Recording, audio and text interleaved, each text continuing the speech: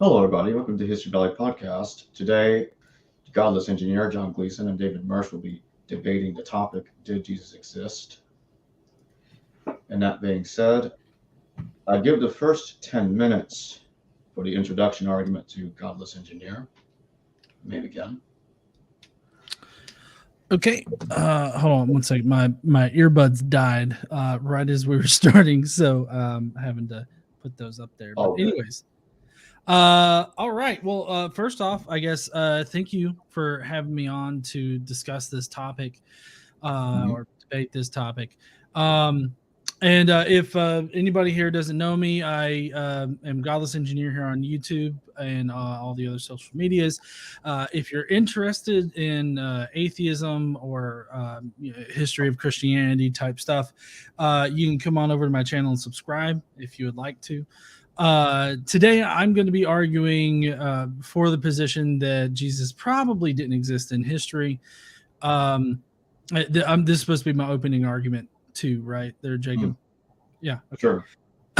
All right. I'll read my general prepared statement that I worked up for Apologia's channel, and then I'll stop whenever my time runs out.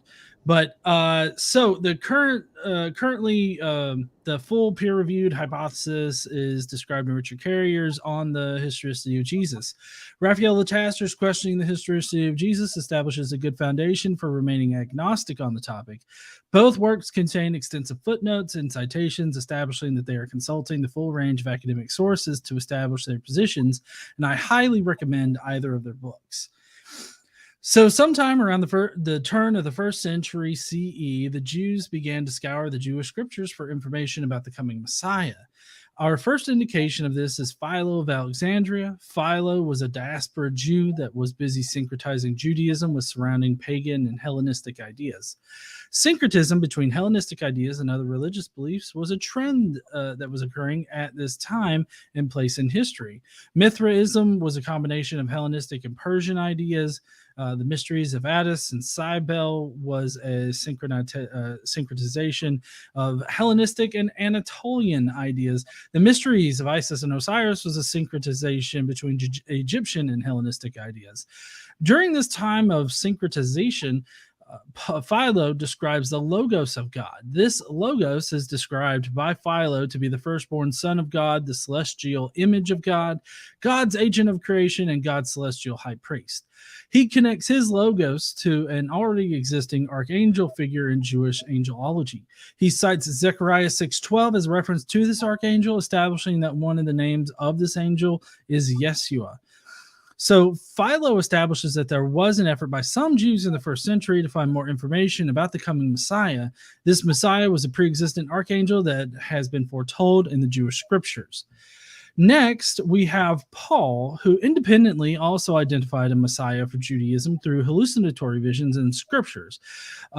Galatians 1:11 through 12, 1 Corinthians 15:1 through 8. Paul clearly separates himself from any historical sourcing concerning the Gospels of Jesus. In Galatians 1:11, Paul claims that Jesus Christ is the firstborn Son of God. Romans 8:29, the celestial image of God. 2 Corinthians 4:4, God's agent of creation. 1 Corinthians 8:6. And separately from Paul, but contemporary to him, Hebrews records that Jesus is God's celestial high priest in Hebrews 2:17 and 4:14. We also have Paul confirming his gospel is the same as the apostles Cephas and James, the pillars. So more than one Jewish Christian apostle had noticed these things. So obviously Paul and other Jews similar to Paul were also syncretizing Judaism into a new religion that believed the Messiah foretold in the Jewish scriptures had come and absolved sins. Just like with Philo, this follows the trend happening in the area. After Paul's epistles and all Paul's epistles, all the other references to Jesus are dependent upon Paul's work. The Gospels will only have Mark that is somewhat independent, although it heavily relies on Paul's work. All the other Gospels copied off of Mark.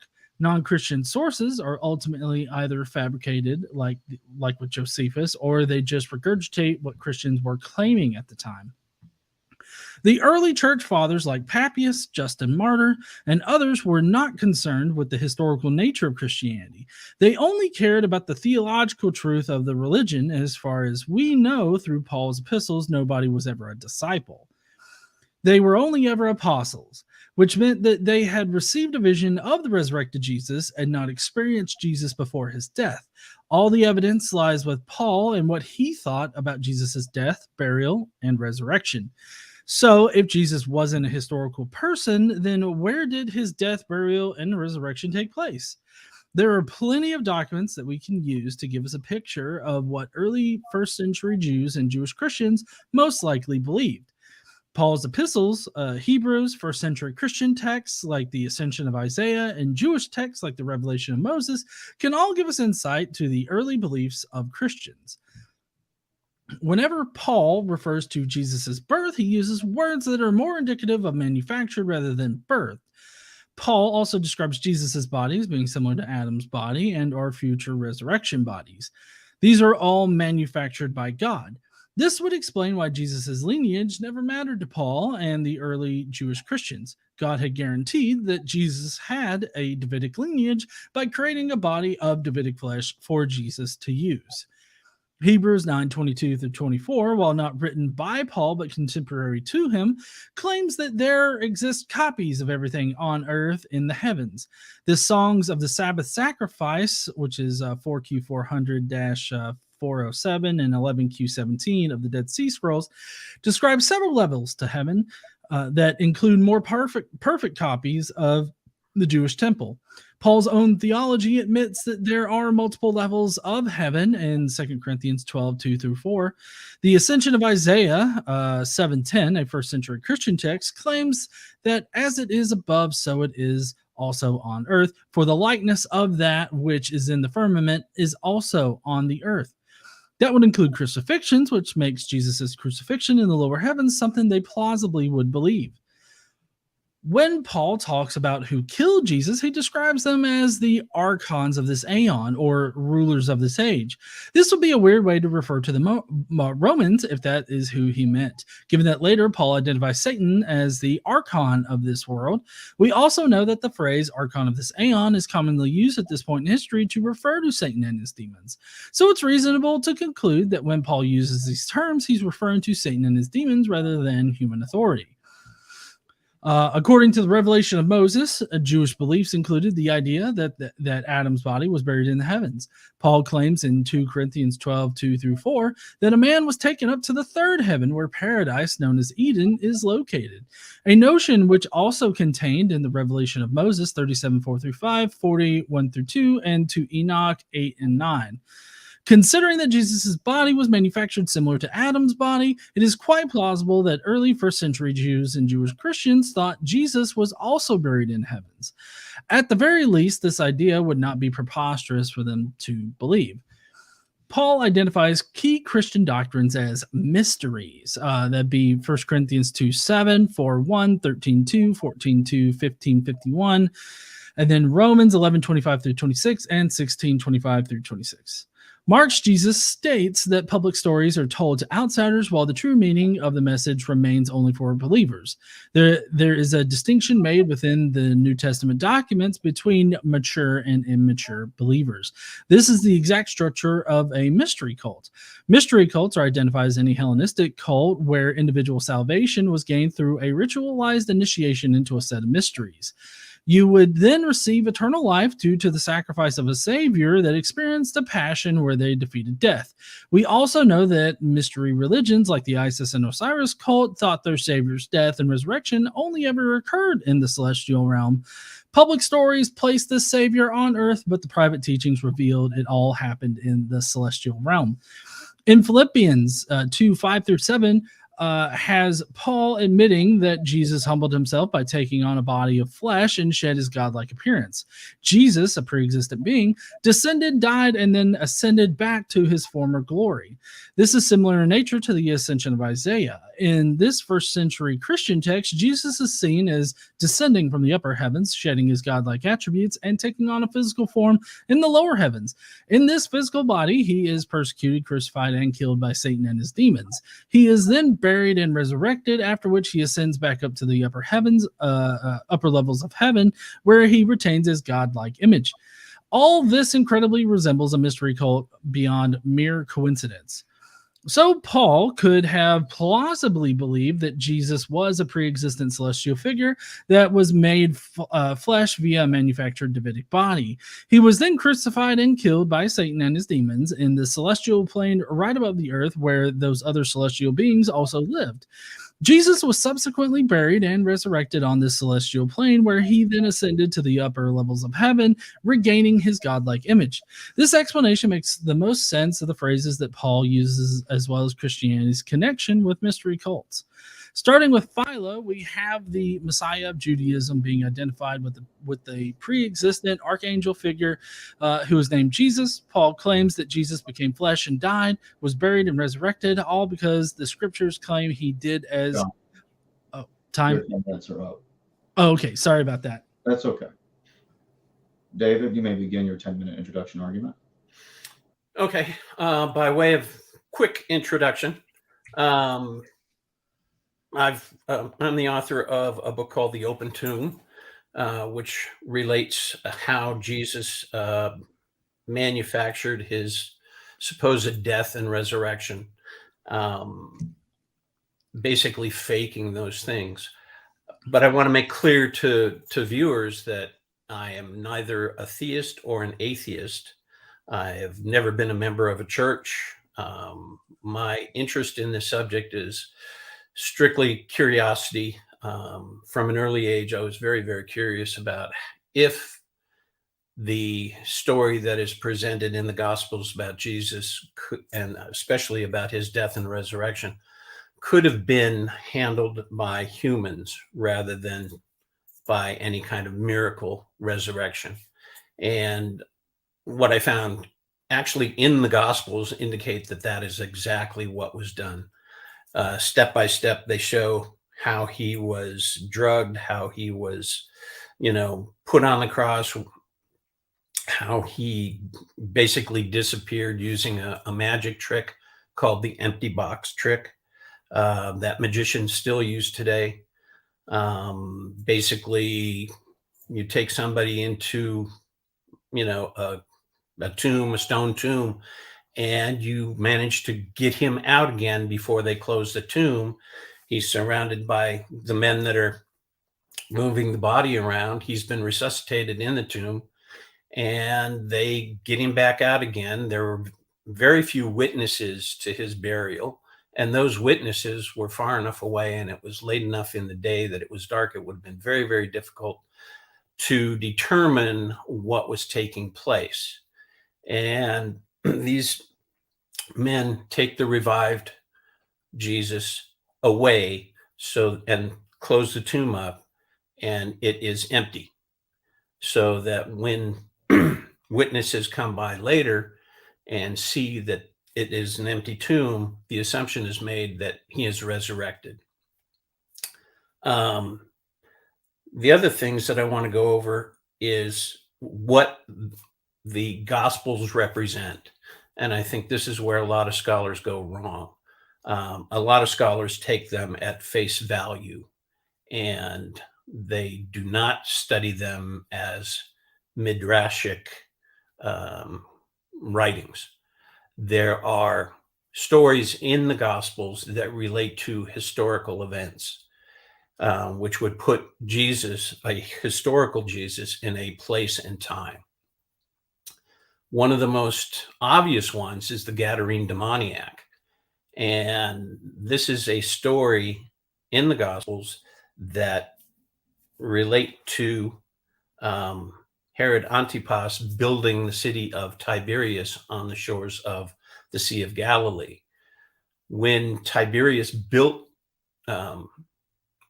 Antipas built Tiberias, he mistakenly built it on the site of an ancient cemetery. And so it was hard for him to populate the city with Jewish believers, because to be in or near a cemetery was to be ritually unclean. And to live there would have meant they were ritually unclean all the time. And Jews resented that.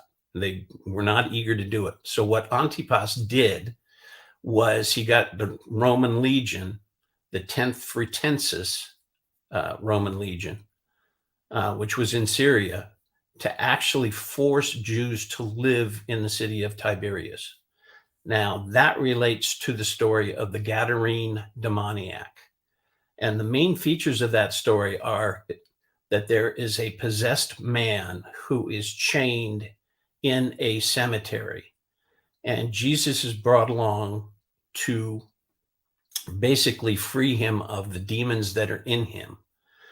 Now, this man that's chained to the cemetery basically howls and screams all the time, primarily because in that Jewish world, he would have been ritually unclean all the time.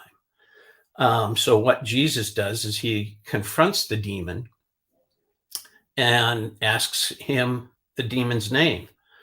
And the demon's name, as he says, is, "I am Legion."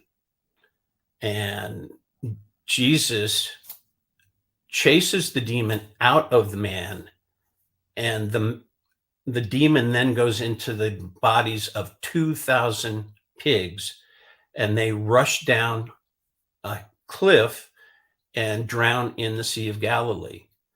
Now, the connections are pretty obvious at that point to me. But what's interesting is that the mascot of the 10th Fretensis Legion that was on their battle flags was a wild boar, a pig. And so what this story is a metaphor for what Jesus is going to do to the 10th Fretensis Legion. He is going to chase them into the Sea of Galilee and drown them all, so that the Jews that don't want to live in the city of Tiberias are free to go. That's one of the issues. Now, that would have taken place, let's see, Antipas started to build Tiberias in around 19 CE and probably finished building in and around 24 CE.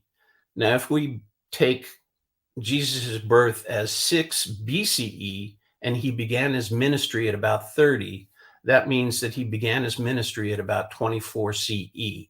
And I believe that this story is the beginning of his ministry, that he was so irritated and basically pissed off at Antipas for doing this to the Jews that he started his ministry then against not just the Romans, which he despised, but also Antipas, who was in cahoots with the Romans.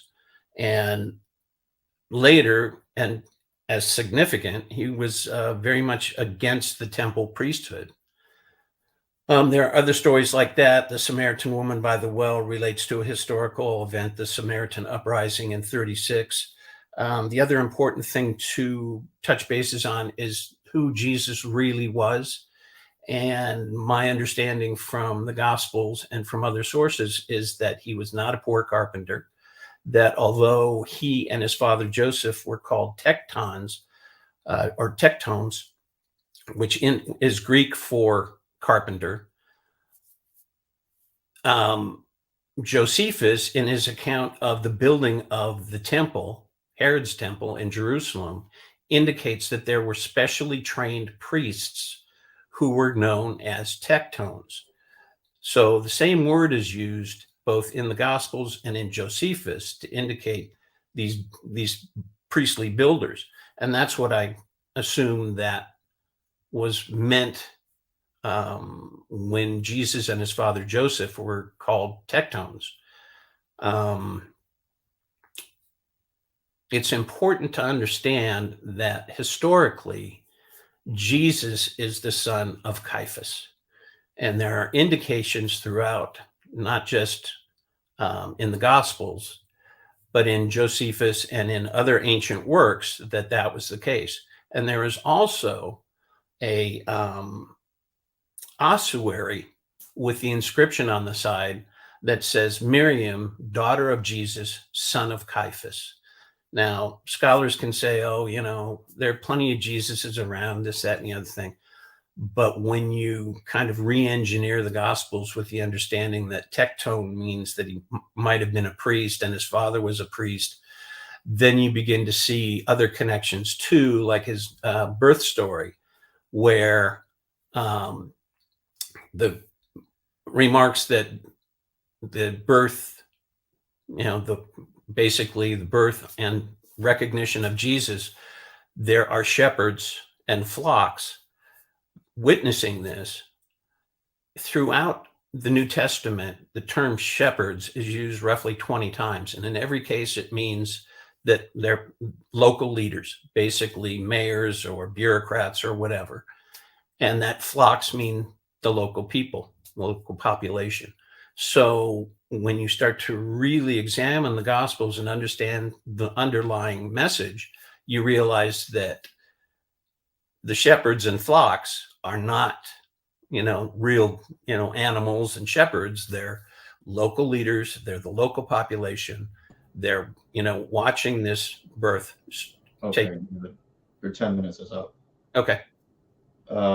John, would you like to give a 10-minute response? Unmute yourself. Sorry about that. I'll reset the timer. Give me a Okay. second. So I guess I have a lot more questions than I can really give responses to, because I realized that was kind of a sort of a brief overview of your position. I'm not exactly sure what evidence you have that Jesus was drugged, or that the empty box trick was something that was employed in the 1st century CE. I'm not exactly sure of the history of the empty box trick, so maybe you can, educate me on the history of it. The stories in the Gospels that are historical events, I've never heard of the 2,000 pigs story being at all historical, and I personally find the connection that David made here to be quite thin and weak. So I don't know. I'm not convinced by the idea that the 2,000 pigs being a metaphor for some kind of historical event is all that well evidenced. Just saying that it's a metaphor for Jesus, trying to run the 10th Legion off or whatever, just because of a boar on the flag, seems rather thin to me. The Samaritan woman by the well, I don't understand why you would consider that to be historical, especially with the connections to the Elisha and Elijah stories. And then, going into who Jesus really was, being that he's not a poor carpenter, but especially trained priest. I get that. I don't know, at least, but I get that you see the similar word usage there. So he might have been considered a specially trained priest, but even so, I don't understand how that could have changed much, even if he was a priest rather than a carpenter. And then the whole Jesus son of Caiaphas thing is a pretty thin connection there. You're right in that there were plenty of Jesuses going around at the time. I would think that you would need some kind of hard archaeological link between this Miriam and the Jesus that started Christianity in order to suggest that link, which none of this is really even touching on whether or not, Jesus existed as a person. So far, because you got to first, you have to establish that these things were actually historical. And then the birth story, with like Matthew's birth story, of course, is modeled off of Moses's birth story, so that's a fabrication.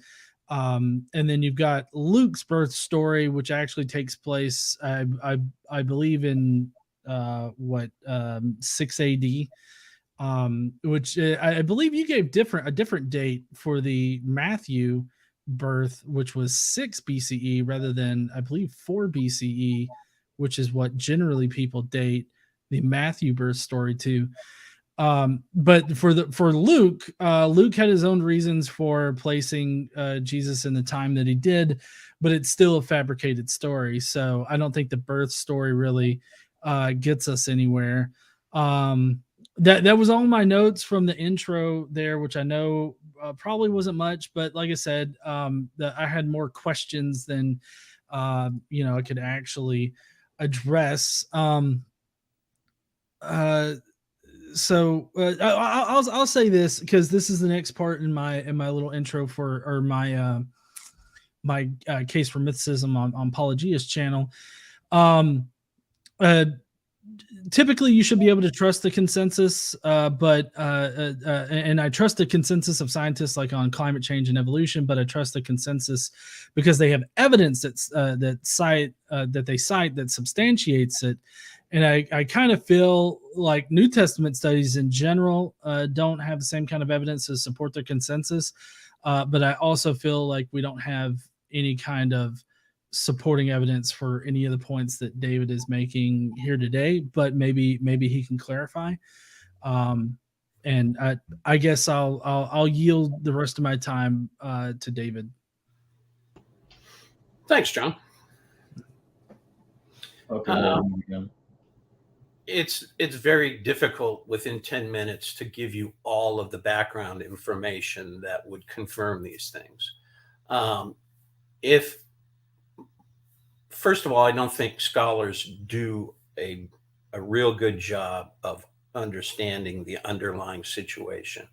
I think Jesus's motives were strictly political, and I think that the idea of connecting the historical Jesus to the beginning of Christianity is completely wrong. That there was a historical Jesus who was interested in revolting against the temple priesthood and the Romans. And he, was a Jew. He didn't have anything to do with starting up Christianity. And as a result of that, as a result of the fact that he was that kind of person, that he was a revolutionary, you wouldn't expect that he would put out his name and address to the Romans. So an analogy would be France in the 40s being occupied by the Nazis and Jesus being a French underground worker. Does anybody honestly think that the French underground would, publish the names and the addresses and the family names of the people that were doing that work against the Nazis? No. And that would have been the same in first century Middle East with the Romans occupying the whole area. And if you were against them in any way, they were going to step on you. So the Gospels are written with that in mind. They have an underlying meaning that only some people would know, but they would hide Jesus's true identity from the Romans. Now, I can give you stuff and I've got to be quick here, that when Jesus sweated blood the night before his crucifixion, that is called hemolytic anemia. In other words, the red blood cells break down. And so they mix with the blood plasma, which is clear, and it looks as if you're sweating blood. The spear wound, when he's on the cross, the Gospels indicate that a flow of water and blood came out of the wound. That's another indication of hemolytic anemia. Hemolytic anemia is a symptom of a genetic disorder called G6PD or favism. And it can be triggered by somebody that has that eating fava beans, which are springtime harvest. And Jesus could have easily eaten some of those and it would have triggered a response. And you can say, well, okay, that's Jesus, blah, blah, blah, blah, blah. That's one person. But there's another ancient writing called Joseph and Asenath, where Asenath sweats blood as well, and Fauvism, or G6PD, is generally handed down from mother to son.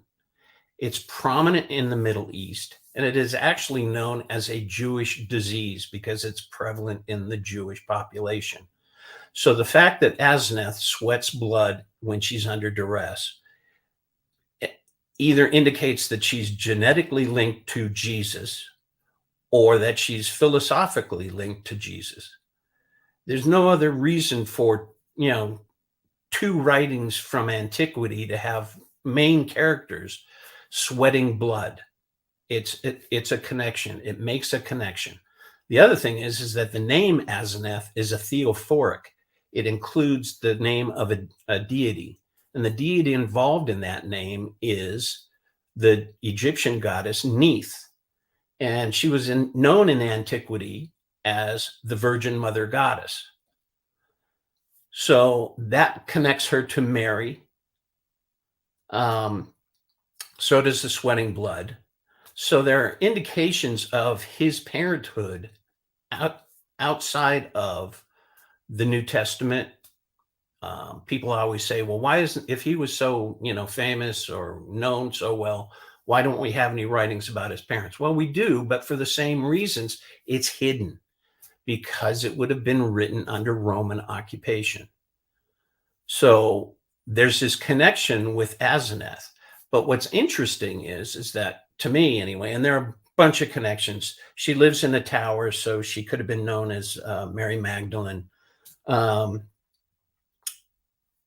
She, at one point in the beginning of the story, she indicates that Joseph, who represents Joseph Caiaphas, her father is saying, you're going to meet this guy, Joseph, who's very well known. He's very, popular. He's a very prominent priest.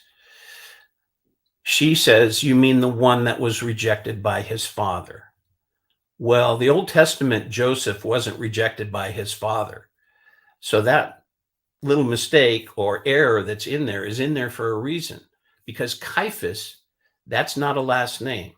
Josephus says that Caiaphas is a nickname, which would indicate that Joseph Caiaphas is not the son of Caiaphas. He's been rejected by his father, which matches up to what Asenath is saying about Joseph in their story. So you have these connections and you see these things. As far as this story about the Gadarene demoniac, you focused on the pigs. I would focus on the fact that the demon said he was legion. That is a real obvious connection to a Roman legion. The fact that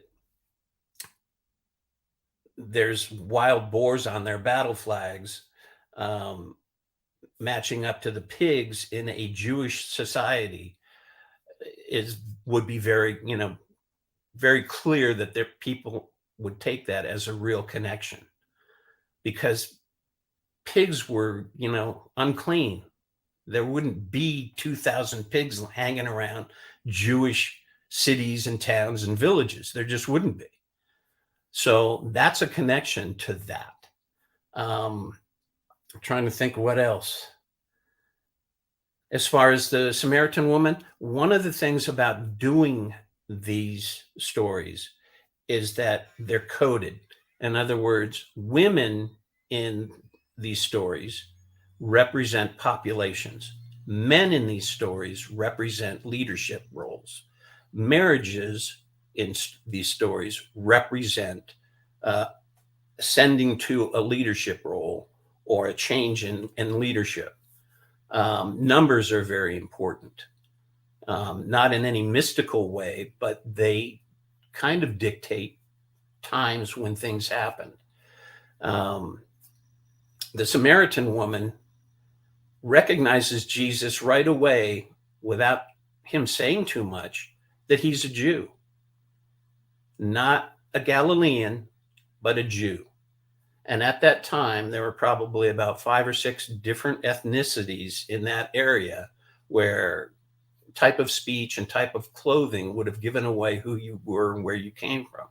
The fact that she recognizes him as a Judean indicates that he wasn't a Galilean.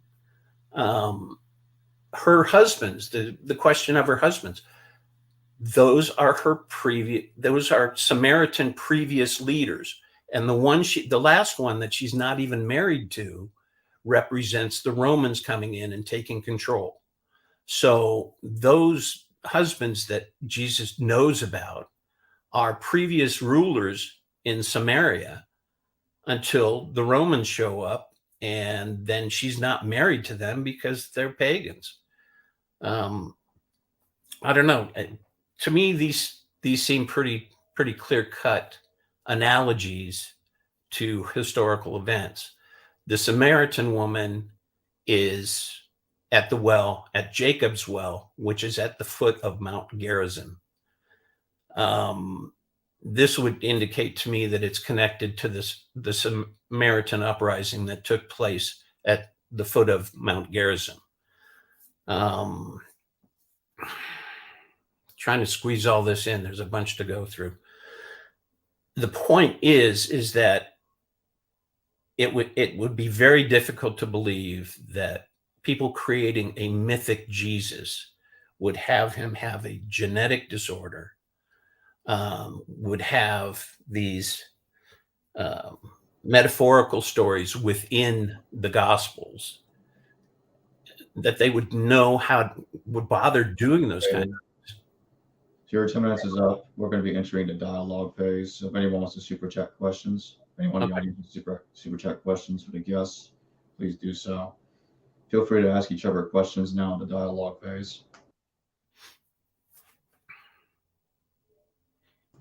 Unmute. Got it. Okay. Yeah. There you go. Okay. If you don't mind me asking, first off, let's talk about the 2,000 pigs thing, and then the Legion demon thing. There's regardless of what the story was, which I guess we can both say that the story is not historical as it's written, right? No, it's in Josephus.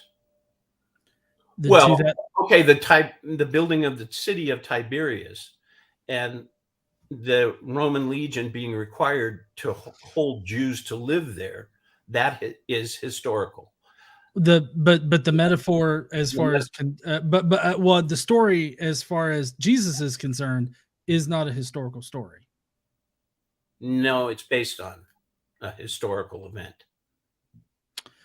Well, I mean, I don't think that you have the evidence to assert that. Yeah, I mean, you say that the reason why you think that it's a historical event is because of this connection between the Legion demon and the Legion being required to force people to live in the area, and then you hold on, and then you sort of, from what I can tell, just sort of make up this idea that Jesus, started his ministry by, saying that he's going to drive this Roman legion out, and that this story is a metaphor that's supposed to communicate that.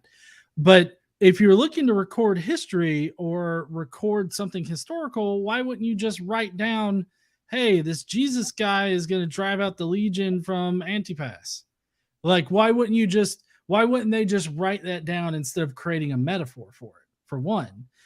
For two, I find that the parallelomania that you kind of, concocting here is really thin. Like for one thing, saying that, the 2,000 or the thousands of pigs there, they represent the Legion army because the 10th Legion had boars on their flags.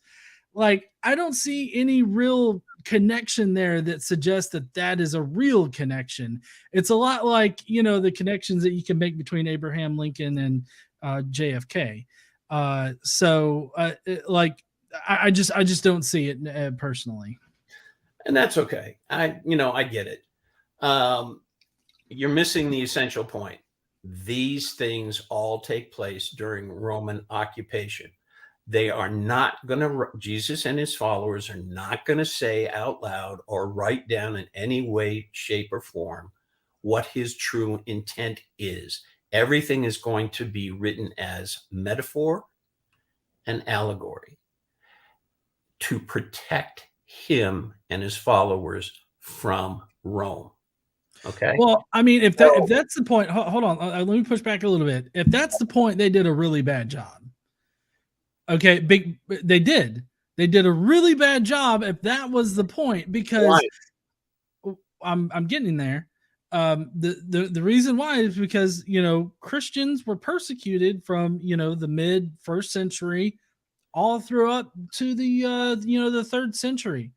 So if they were geared to protect Christians from the Romans, why were Romans persecuting the Christians? You're missing the essential point, which is what I already said. Jesus of history is separate from Christianity. Okay? I can agree with that. They're separate items. So any persecution of Christians doesn't have anything to do with the historical Jesus, other than they used him as kind of a focal point to base a lot of their own myths on, to create a religion. So they took this guy who had apparently survived his crucifixion and disappeared. Well, so what I'm talking about is persecution that we have in secular sources, like outside of Christianity. This would be people like Pliny the Younger talking about how he was persecuting Christians. Then you have Paul, who was a Jew that was persecuting Christians, and that happened in the 50s. So it seems to me like if the Christians were trying to protect, Christians in general, or Jesus, if he happened to be pimp walking around, the Middle East at that time, it kind of seems like they weren't protecting the Christians by writing in metaphors. It seems like it only exacerbated the issue the way that they did it. Let's come back to that in a moment, because there's a super chat question from Kevin Donnie. Thank you for the $10. This question is for you, David. David, what is your take on the tradition that Yus Asaph was Jesus to survive the crucifixion? Your thoughts on his tomb? His burial is in a Jewish style, and the footprints with the holes in them. Totally different person. Jesus, and again, the Gospels make it pretty clear how this was accomplished, that Jesus faked his death and resurrection. He was drugged several times, I think. And we can go into that, but he survived the crucifixion and walked away, then came back 3 days later to be seen near the tomb. And now there are arguments about, he would have been in such bad shape and this, that, and the other thing. But again, that doesn't match up with the historical situation at the time. Tiberius made it clear to the entire empire that local customs were to be respected.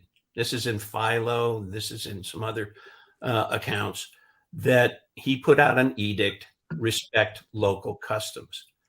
So that would include how Jesus was scourged, and he would have been scourged not in the Roman style, but in the Jewish style, which was completely different.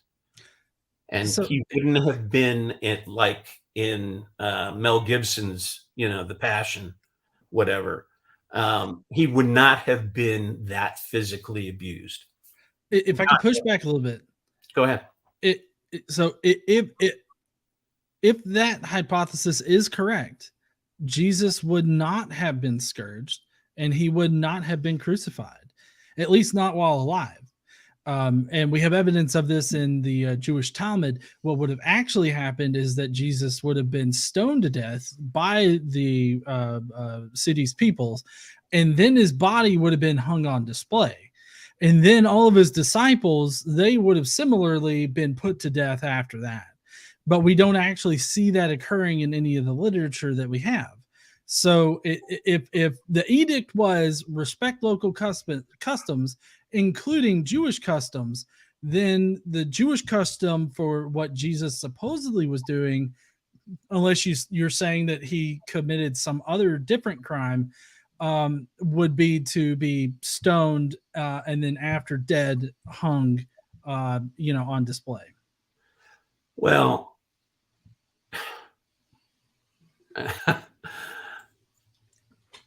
how can I put this to you?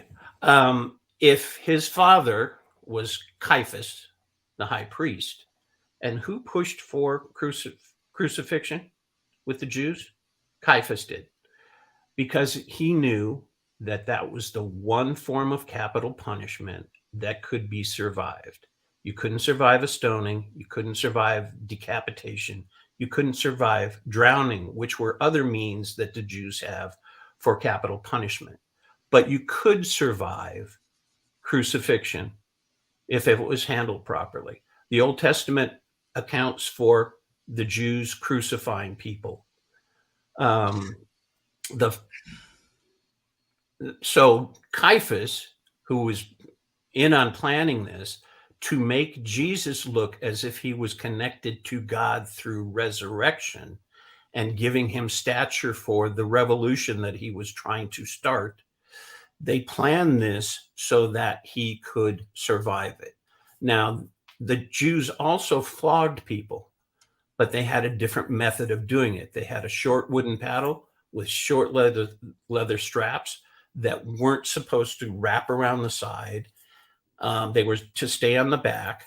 And if the victim of the flogging embarrassed himself by losing control of his bowel or his bladder, they stopped the flogging. It was a punishment, but it was not meant to be near-death experience for the victim. So what crime do you envision Jesus to have committed?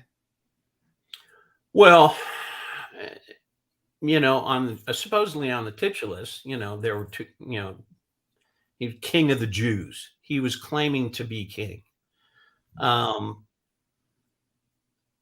don't think it was so much the Romans as Caiaphas pushing this, that he needed to be crucified so that he could resurrect through a magic trick and thereby show the population that he was, not divine so much, but that God was on their side.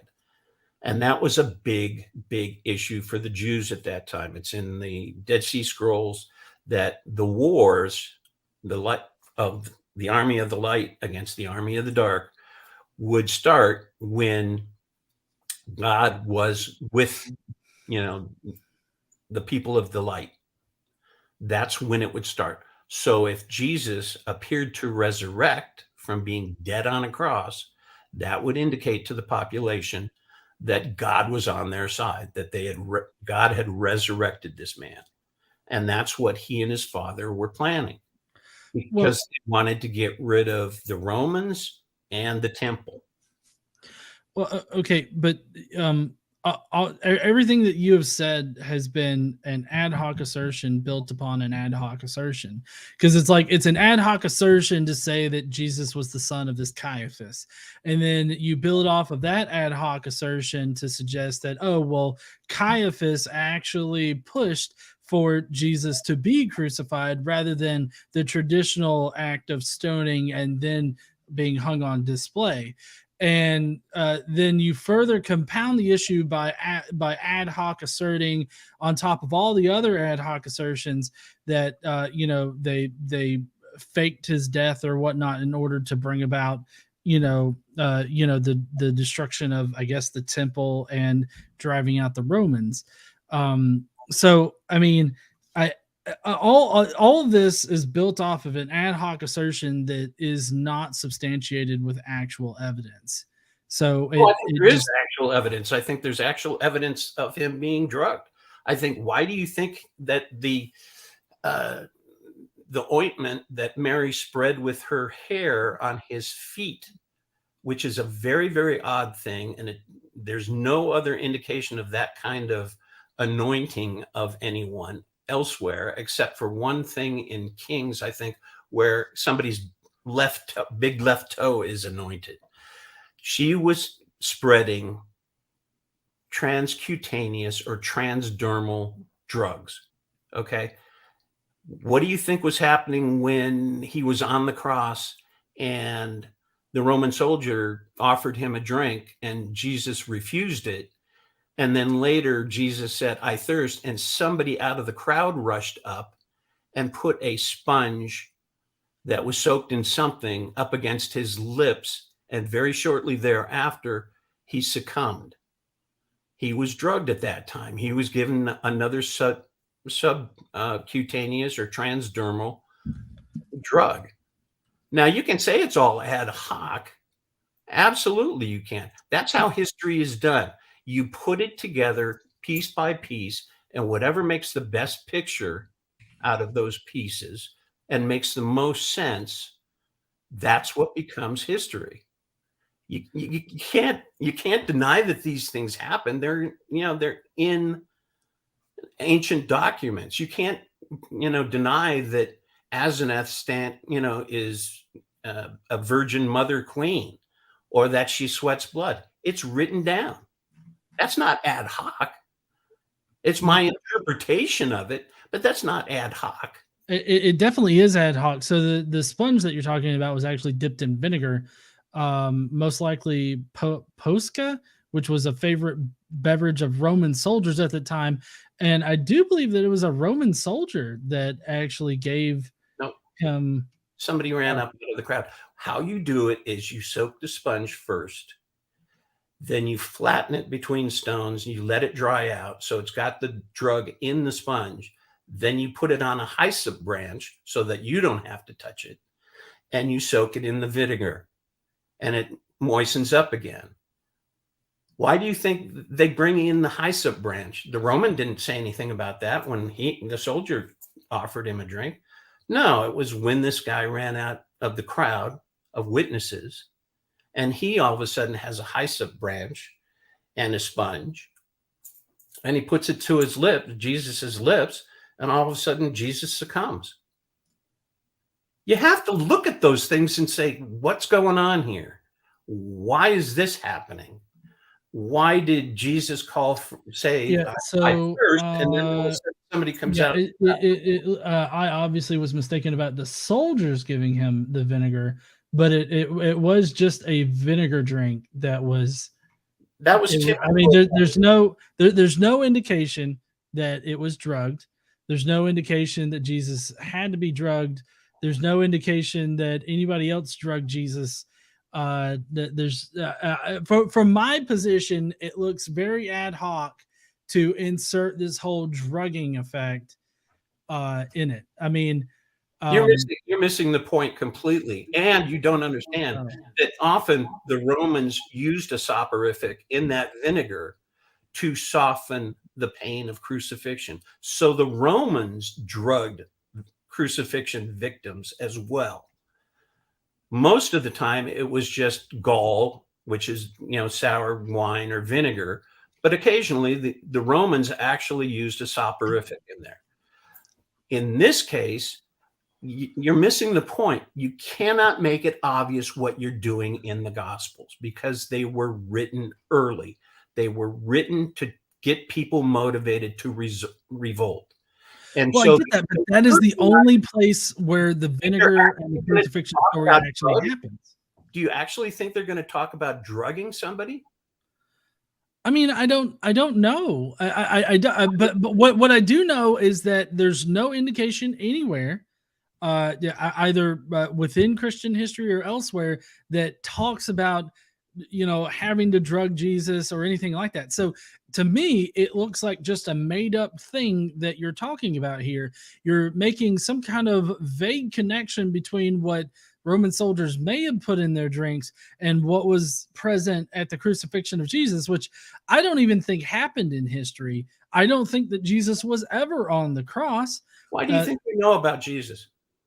Huh? In any way whatsoever? Why do you think that Jesus is on anybody's radar throughout history? is because Because the Old Testament talks about an archangel Jesus. Yeah, okay, but not in the time frame that the Gospels talk about. The Gospels talk about around the 30s. That's when they seem to be relating all of this. And Okay, well, I mean, in the Old Testament, I mean, it doesn't give a time frame in which the Messiah is supposed to come, but it still talks about the future Messiah coming to absolve sins, and one of the names of the Messiah is Yeshua, who was born of Joseph. So, I mean, the idea of Jesus came from the Old Testament. well, yeah, it could easily have. Absolutely. You're absolutely right. And Joseph, as a priest and somebody who was against the temple priesthood and against the Roman occupation, would have known what you just said. And when his firstborn child was born, he could have named him Joseph or Jesus, and he could have planned this. He could have said, you know what? What we're going to do is we're going to put him through this and make it look as if he's resurrected. And that'll go a long way for the population to look at it and go, God is on our side. Now, not everybody believed it because the revolution didn't take place then. But a lot of people did. A lot of people, that's why there are so many different levels of Gnosticism and Christianity and all this kind of stuff, because that story hit people in different ways. And people looked at it differently and had to come to some kind of conclusion what actually took place. Okay. Well, so, but you understand that I can similarly speculate anything else, to explain the things that you have attempted to explain here with just with just the same amount of evidence, and it would be just as likely. And so that makes your narrative that you're talking about here just as plausible or possible as any other made-up narrative. There's nothing that actually separates it and makes it more historical. Well, if you cannot understand the fact that all of this is taking place under Roman occupation and that things had to be hidden when they were written down, then I don't understand why they had to be hidden when they were written down. If you're discussing a revolution, if you are pushing a population to revolt and you're under Roman occupation, you are not going to put things out in clear and obvious ways. You're not going to write it down. You're not going to say, hey, we just drugged Jesus so that he can fake his resurrection. You're not going to do that, because if it falls into Roman hands, all those people are going to be dead. You keep it a secret. Okay. And as Jesus says throughout the Gospels, he says, some people are going to understand this. Some people are going to understand what I'm saying here, but most of you won't. So he's trying to say that there are some people that understand the underlying text, that it is about revolution, and that these metaphorical, allegorical stories do relate to historical events. Well, yeah, but you're not actually discerning between fictional and historical. The delineate, like with the pig story, you just make some vague ad hoc assertions and connections between different things, but you don't actually show how that thing is rooted in history. Now, I do think that the Gospels represent a sect of Jews that were revolting against the established Orthodox Jews at the time. They were definitely going against the already established Jewish society. So I mean, I feel like a lot is being confused with going against the established Jewish elite and going against Roman occupation. I'm under no illusion that or I'm acknowledging that it was under Roman occupation, but I don't think that the purpose of Christianity was to subvert the Romans or anything like that. I mean, it's painfully obvious in the writings of everybody that it was to subvert the established Jewish thought, like thoughts and Jewish elders and elite. It was to subvert them from within their own community. That makes much more sense with the syncretism and the mystery cults and all this other stuff. Like everything that you're postulating here makes no sense when you factor in syncretization, cosmopolitanism, and all this other stuff with, all of the trends that were going around at the time that are definitely had influences on the Christian religion. Can I interrupt you really quickly? You continue to fall back on Christianity. And I keep saying to you, the historical Jesus and these stories and the early accounts in the Gospels before they were manhandled by later Christians, the historical Jesus has nothing to do with early Christianity. Okay. So when you say to me, the Romans did this with the Christians and that with the Christians, it makes no sense to me at all because it has nothing to do with the historical Jesus. The historical Jesus was a different person. And he was a Jew. He wasn't interested in starting Christianity. And they basically co-opted this guy who was a priest, the son of a high priest and a revolutionary, and took him because he had disappeared after apparently being dead, and created this God man that. But I feel like I'm getting two different stories from you, David. Huh? I'm getting two different stories from you, and maybe you can clear it up because on the one hand, you say that the historical Jesus has no connection to the Gospels, but at the same time, you're telling me that you're not saying that. No, I'm not saying that at all. I'm saying that there are early episodes in the Gospels that relate to the historical Jesus, the Gadarene demoniac, the Samaritan woman by the well, Jairus's daughter. There are two or three other things, the Good Samaritan. These are all stories that have a subplot to them that can be taken in different ways. In other words, they have deniability associated with them. So on the one hand, you could read those stories as strictly theological or, spiritual stories, but the deeper meaning, the Midrash story, would be about revolution and getting the people motivated. Jesus is in the Gospels. I'm not saying he doesn't have anything, or that he doesn't have anything to do with the Gospels. He certainly has things to do with the Gospels. Pause on that for a moment. We got a super chat from Joel Pearson. Thank you for the £2. For both, what evidence would change your mind? David, I'll let you go first. Joel, I don't know that there would be anything.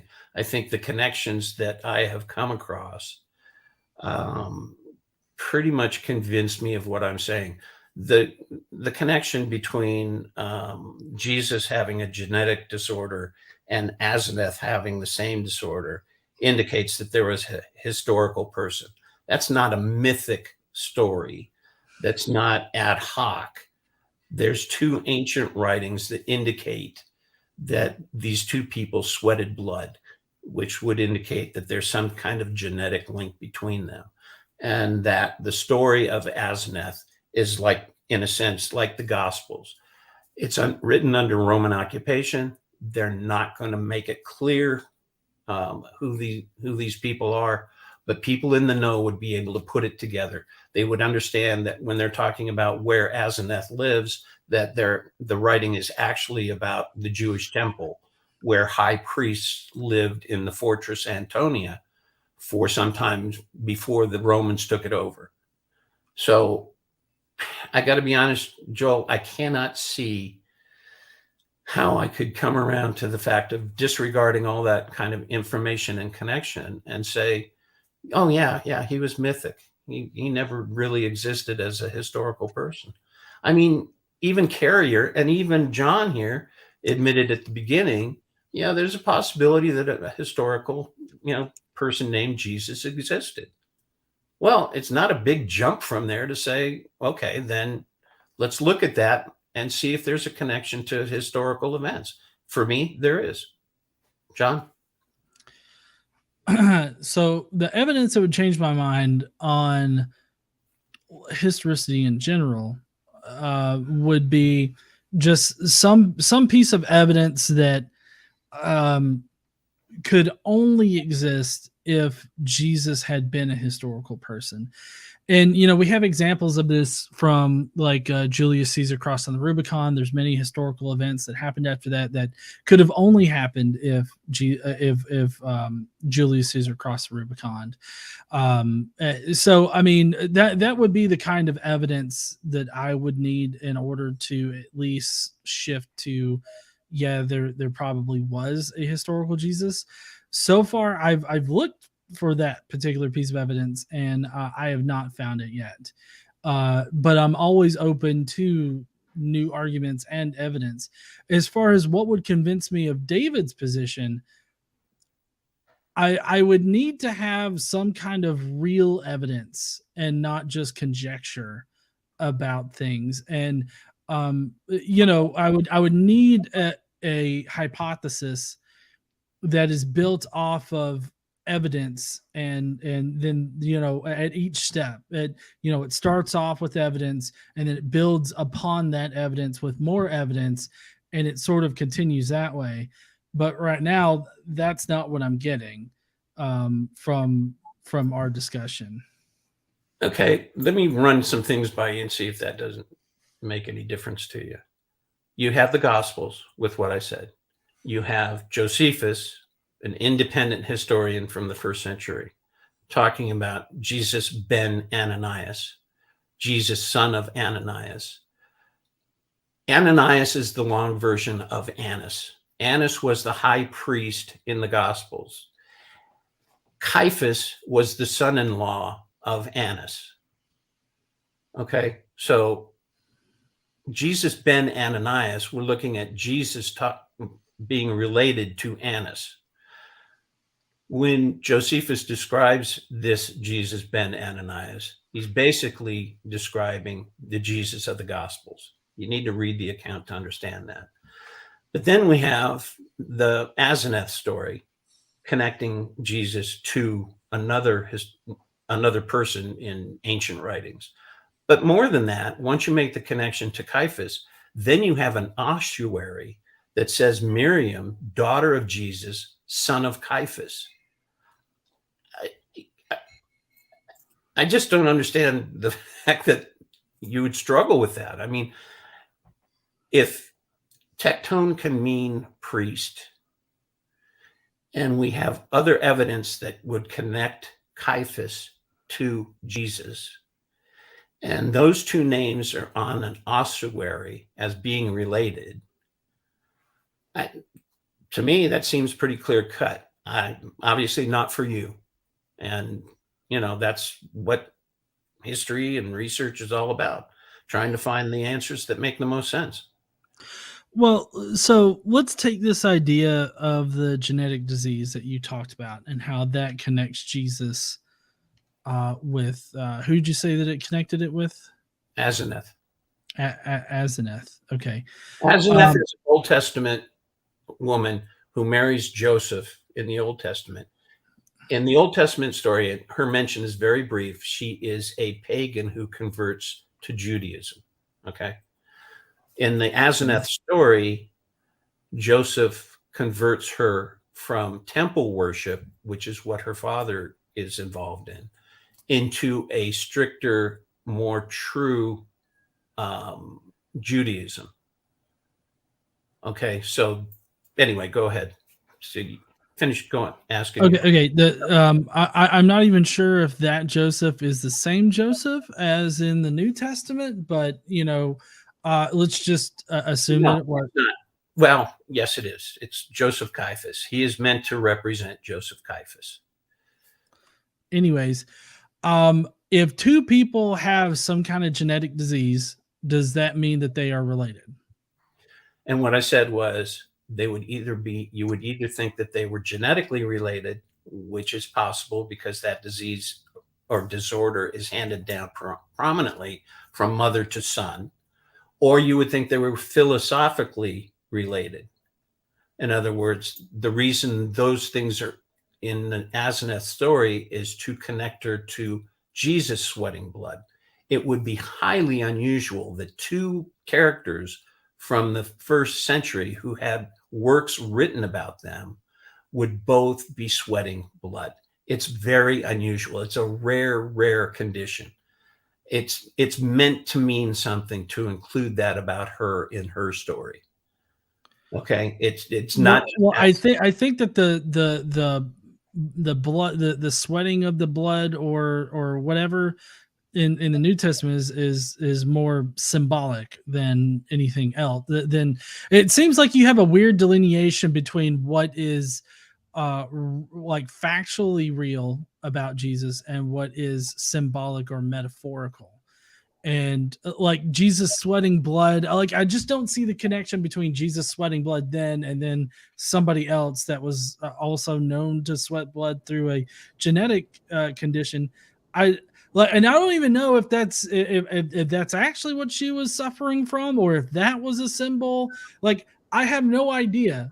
But what I do know is that just because two characters exhibit the same genetic disease does not necessarily mean that they are connected in any kind of way. It could have just been a known thing that happened at the time, and they used it as a symbolism for something else, Like a connection.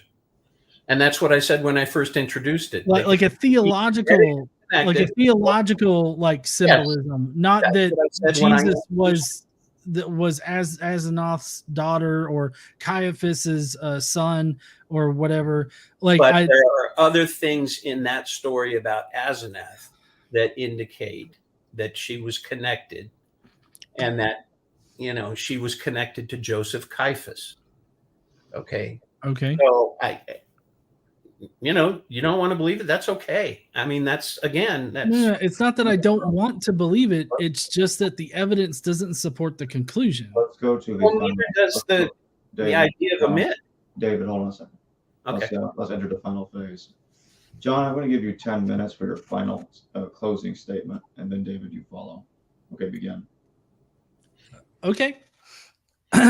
Well, I mean, I wasn't convinced by our discussion today, but I do appreciate David having the discussion with me. You gave me a lot of things to think about and research later because there's a lot of things that I hadn't considered yet that I learned about in this discussion, like what does the 2000 pig demon legion represent, or why was that made up? A lot of the miracles in Jesus in the Gospels about Jesus, they pull the miracles from the Old Testament about all the different things. So I can't think of right off the top of my head what that one's modeled off of, but considering that all the other miracles that Jesus did is copied from the Old Testament, my guess would be is that there's something in the Old Testament that kind of indicates that Jesus should do something like this. So that would be my first bet. But like I said, I hadn't considered the connection to the 10th Legion with their boar flag and everything. So I'll have to look at that. I'm similarly haven't been convinced by this genetic disease argument as far as Jesus actually being the son of Caiaphas. All this sounds very speculative and ad hoc right now. And so I would hope that people would get like good evidence that's solidified, like in either documents that we have or in any other kind of historical evidence that we might have about these topics. And I would like everybody to build their hypotheses off of evidence that we have instead of just making up evidence as we go along. And I guess that'll be it for me. Okay, David. Well, this has been interesting, as you indicated, John. It's been interesting. It's I hate to say fun, but it's a good thing to do. It's a good thing to run ideas past people that don't automatically agree, that present provocative responses. And I think that's kind of what happened here. I'm thoroughly convinced that, what I presented makes more sense than the mythic Jesus. That those things, and this is one of the things that the mythic theory uses, that things that are similar are automatically the same. That there were other God men that died and rose from death means that is what was intended with Jesus, and that's not true. Things can be this, similar and look the same, but be totally different. There could be a historical Jesus. It doesn't mean that, because there were a lot of myths that were maybe co-opted by the early Christians to embellish the Jesus story, that, the whole thing is myth, that there wasn't anything historical about it. And there are a lot of assumptions, and especially the Carrier makes, that don't really hang together, that he uses as proofs that there couldn't be a historical Jesus. One of them is that because there are so many different theories about the historical Jesus, that means that probably none of them are true. And that's, again, not a true statement. Jesus could have been more than one thing. So people that thought he was an itinerant preacher or a rabbi or a miracle worker, whatever, he could have been all those things at one time. It doesn't preclude that none of those things would have been true. And this is something out of Carrier's book on the historicity of Jesus, that he said that. As far as miracles are concerned, in the New Testament or in the Gospels, miracles are metaphors. They're not meant to be taken literally by the people that know and understand what the Gospels are. So if he's talking about healing a blind man, he's talking about somebody that couldn't see his message. Or if he's healing somebody that can't hear, it's because he's talking about trying to convert somebody that's really not listening to what he's saying. Those are the miracles. In no original Gospels are there any indications that he performed miracles where he restored limbs. There's the little bit about somebody's ear being cut off in the night that he is taken by the soldiers in the Garden of Gethsemane. But up until recently, and this is the problem with Christianity, is that they fiddle with things left and right. And I wish I'd have written down the edition, but in a recent edition of the New Testament, somebody actually included the fact that Jesus restored somebody's severed arm. Now that's Christianity plugging something in there to make him seem even more miraculous than he really was as a historical person. And that's how I see the mythic stories. They're plugged in by early Christians using what you're talking about, using earlier myth cycles to embellish Jesus, to make him more prominent than he might have been. And they're still doing it today. So I don't take a lot of that stuff, especially after, say, 70 to 74 CE, after the first Jewish revolt ended and Christianity started to develop.